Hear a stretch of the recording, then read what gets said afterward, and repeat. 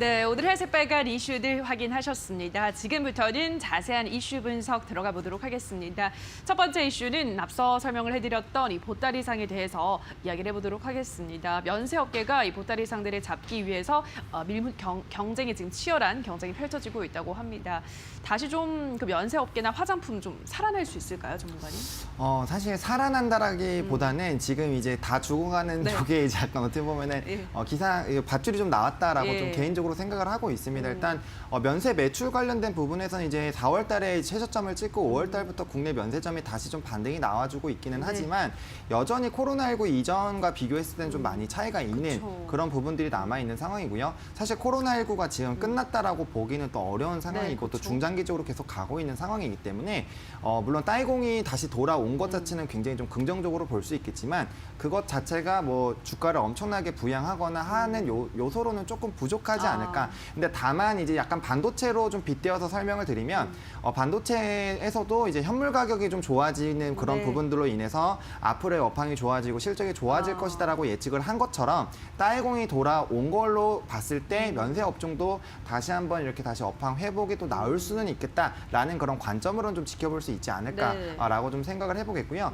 일단 따이공이 그래도 이렇게 좀 안 좋은 상황에서도 2주라는 그런 격리 시간을 감안하고도 온다라는 거는 그만큼 따이공들도 그런 매출 부분에서 수익이 남는다라는 거고요. 그런 가속세가 점점 진행이 될 겁니다. 그리고 중국 시장에서 이런 관련된 면세 관련된 이제 수요가 다시 늘어나는 것으로도 좀 생각을 해볼 수 있기 때문에 수요 자체가 늘어나게 되면 당연히 공급 쪽에서는 늘어나는 그런 흐름대로 갈 수밖에 없습니다. 이제 간편하게 생각했을 때 수요와 공급 법칙으로 봤을 때 수요가 늘어나게 되면 당연히 공급이 따라서 올라가게 되고 그렇게 공급이 늘어나게 됐을 때 아무리 뭐 국내 면세에서 할인을 해준다고 하더라도 그 이제 실적적인 부분에선 좋아질 수밖에 없다라는 그런 부분들이 있습니다. 그래서 그런 관점으로 봤을 때 업황이 이제 턴어라운드가 될 수 있겠다라는 그런 관점 그리고 다시 기사 회상을 할 수 있으니까 그런 관점으로 이제 관심을 좀 많이 두기 시작하는 그런 시점으로 좀 보시면 좋을 것 같고요.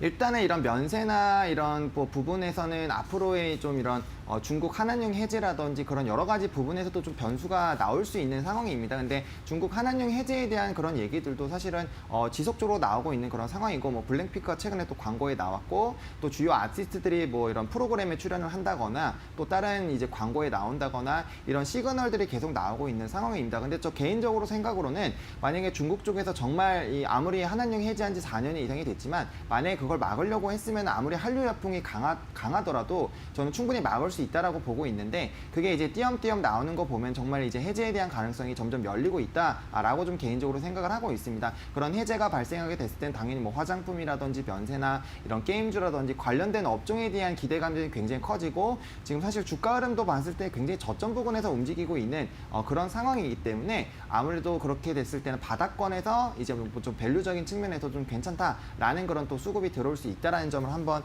말씀을 드려보도록 하겠습니다. 그래서 대표적으로 호텔신라를 조금 한번 보면요.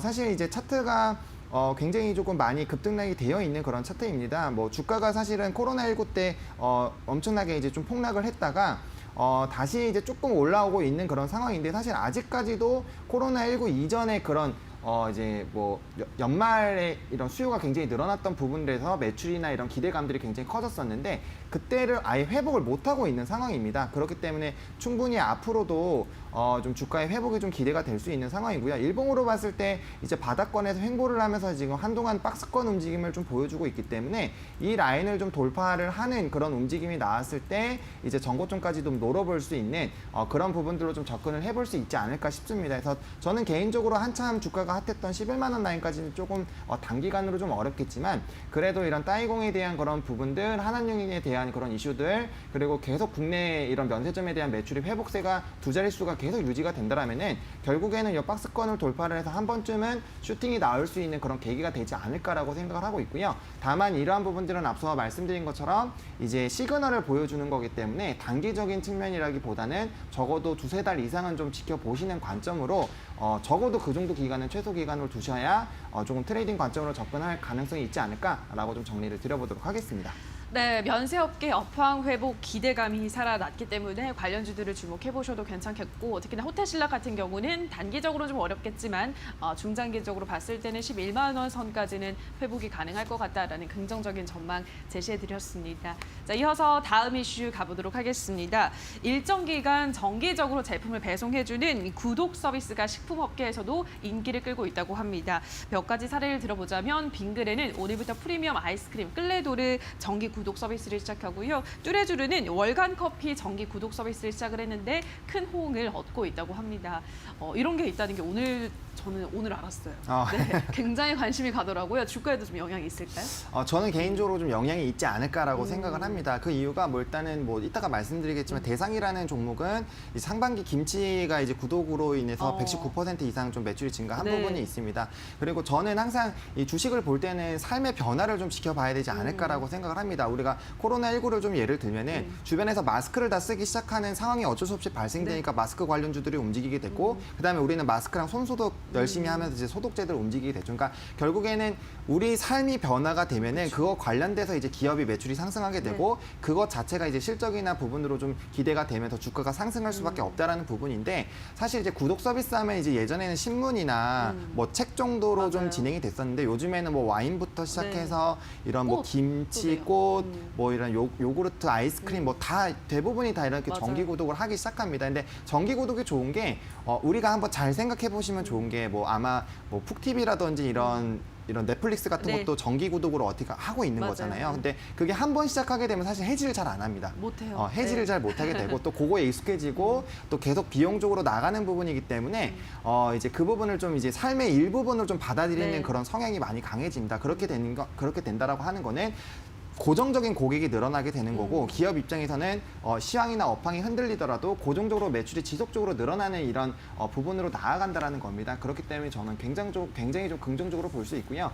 이게 또 언택트에도 좀 연관이 있습니다. 이제 비대면이 좀 강화가 되면서 이제 그냥 정기적으로 이제 집으로 오는 그런 부분들을 받거나 아니면 내가 들려서 한 번씩 들고 가는 이런 부분들로 좀 접근이 되고 있기 때문에 저는 어쨌든 삶의 변화로 인해서 구독 서비스가 발생이 되는 거고 구독 서비스 자체는 정말 이런 플랫폼이나 이런 기업들에서는 정말 매출을 중장기적으로 끌고 갈 수 있는 정말 매력적인 그런 매출 구조가 아닐까라고 생각을 합니다. 그래서 관련주로는 대상, 롯데제과, 빙그레, 현대백화점 정도가 있는데 대상을 한번 먼저 보겠습니다. 대상 같은 경우는 지금 안 그래도 김치에 대한 이런 수요 그리고 시판김치가 이제 부족하다라는 그런 얘기가 나오면서 굉장히 좀 긍정적으로 되고 있고 또 수출에 대한 부분에서도 굉장히 좀 크게 나오고 있기 때문에 아무래도 그런 식음료 관련돼서 좀 기대가 되고 있다라고 보시면 좋을 것 같고요. 일단 현재 주가 같은 경우는 박스권에서 움직이고 있는데 박스권 상단에서 조금 단기 박스권 상단에서 움직이고 있기 때문에 저는 이 부분 충분히 돌파하면서 종고점 좀 돌파를 하지 않을까라고 생각이 들고 있고요.